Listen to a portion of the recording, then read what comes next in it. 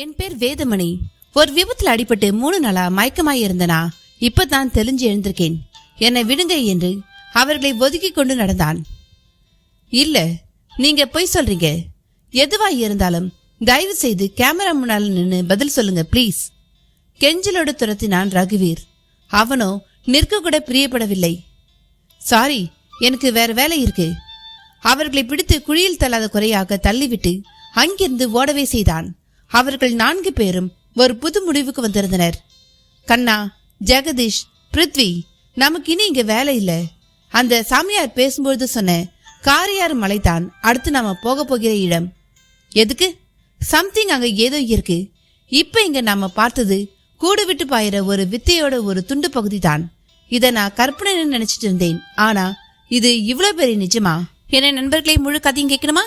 கதைக்கான link description box இல்லைன்னா comment பாக்ஸ்ல இருக்கு. அதை கிளிக் பண்ணி முழு கதையும் கேளுங்க.